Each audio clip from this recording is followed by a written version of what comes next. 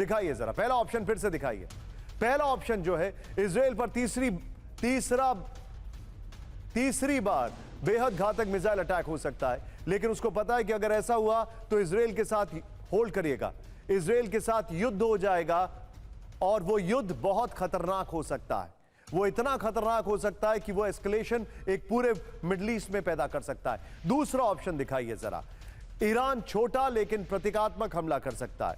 इसका मतलब यह है इसके बाद भी एस्केलेशन होगा, लेकिन इसके बाद प्रतीकात्मक हमले का मतलब है कि कुछ उस तरीके से हमला जो इजराइल ने किया था ईरान के ऊपर, जब ईरान ने अटैक किया था अप्रैल के महीने में, लेकिन उसके बाद भी इजराइल रुकेगा ये गारंटी नहीं है। चौथा जो तीसरा ऑप्शन है वो ईरान के प्रॉक्सी ग्रुप हमले में शामिल हो सकते हैं। यह ऑप्शन जो है ये एक चिंताजनक ऑप्शन है, क्योंकि अगर जो तीसरा ऑप्शन है ईरान अपने न्यूक्लियर प्रोग्राम को बढ़ा सकता है, यह ऑप्शन जो है यह एक चिंताजनक ऑप्शन है और इजराइल इसको हर कीमत पर नहीं होने देना चाहता है। फिर ईरान अपने प्रॉक्सी ग्रुप को हमले में शामिल कर सकता है, यह चौथा ऑप्शन है, और यह जो चौथा ऑप्शन है यह और परेशान करने वाला है। ये सारी चीजें आपके सामने हम आपको बता रहे हैं, लेकिन आइए जरा अब आगे बढ़ते हैं। इस खबर की ब्रेकिंग रखिएगा और मैं चाहूंगा नीचे हमारे गेस्ट को रखिएगा। कॉमोडोर जीजे सिंह सर, आपसे जानना चाहूंगा क्या आपको लगता है वो हमला करेगा? निशांत, सबसे पहले तो मैं भूल गया, आपको आपके दर्शकों को मेरी तरफ से बहुत बहुत दिवाली की शुभकामनाएं। और मेरा ये मानना है कि जो ईरान है वो हमला करेगा, क्योंकि उसके डीएनए के अंदर है बदला लेना, जो है उनकी पहली जो है वो डिटर्मिनेशन होती है, सबसे ऊपर रखते हैं इस बात को वो। और हमले में क्या कर सकता है वो सिर्फ मिसाइलों का नंबर जो है, पहले उसने 300 मिसाइलें छोड़ी थी, अभी उसका नंबर बढ़ा सकता है और इन ए मोर कोऑर्डिनेटेड वे कि हिजबुल्लाह और हूतीज भी उसमें शामिल हो सकते हैं।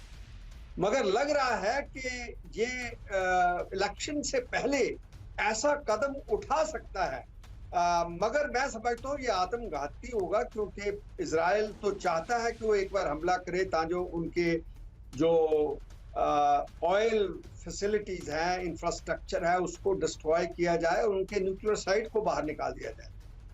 क्योंकि इसके साथ अमेरिका के रिपब्लिकन की पार्टी है के भी बहुत से जो सेनेटर्स हैं उनके साथ। सर मैं आपको थोड़ा सा रोकूंगा, मेरे पास एक और बड़ी खबर आ रही है इस वक्त। गाजा में मस्जिद पर आईडीएफ का हमला, इस वक्त की बड़ी खबर, ब्रेक करिए जरा। मस्जिद पर इन्फेंट्री व्हीकल से हमला किया गया है। हमले के बाद जश्न मनाते दिखे आईडीएफ सैनिक। आईडीएफ का दावा मस्जिद में था हमास का बेस।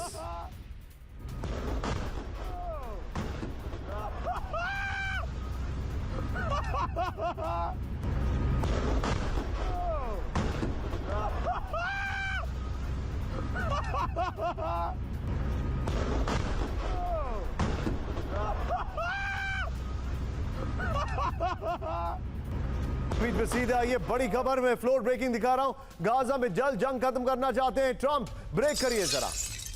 मेरे राष्ट्रपति बनने से पहले जंग खत्म करें इजराइल। ट्रंप ने कहा इजराइल जल्द से जल्द जीते युद्ध। ट्रंप नेतन्याहू की बातचीत का इजरायली अधिकारियों ने किया खुलासा। यूएस चुनाव से पहले टाइम्स ऑफ इजराइल का बड़ा दावा। इस सब के बीच में बड़ी खबर, दोनों ब्रेकिंग, तीनों ब्रेकिंग बैक टू बैक लेंगे। ब्रेकिंग और शॉर्ट, इजराइल पहुंचे अमेरिकी मध्यस्थ, ब्रेक करिए जरा। सीज फायर पर बातचीत के लिए आए अमेरिकी राजनयिक, बड़ी खबर। दक्षिण लेबनान को वेपन फ्री बनाने की कोशिश, ब्रेकिंग और शॉर्ट। बड़ी खबर, इजरायली वॉर कैबिनेट कर रही है शर्तों पर विचार। अगली बड़ी खबर, सीधे आइए, ये शॉर्ट चेंज करिए। बड़ी खबर, आप सीधा इस वक्त की एक और बड़ी खबर। अब मीडिएटर्स पहुंचे हैं, लेकिन उस सब के बीच में एक और बड़ी खबर मैं आपको बता रहा हूं, ये देखिए जरा।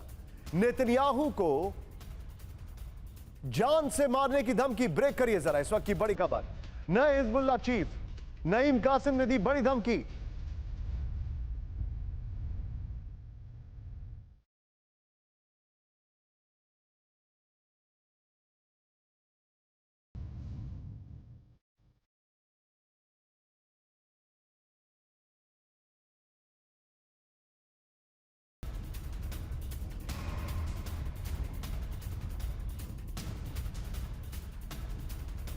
जान से मारने की धमकी। नए हिजबुल्लाह चीफ नईम कासिम ने दी बड़ी धमकी। ब्रेकिंग और शॉट दिखाइए। इजरायली पीएम पर फिर हो सकता है हमला। ब्रेकिंग और शॉट। कोई इजरायली ही कर सकता है नेतन्याहू पर हमला। इजरायली की बमबारी से नहीं डरेगा हिजबुल्लाह, नईम कासिम ने कहा यह।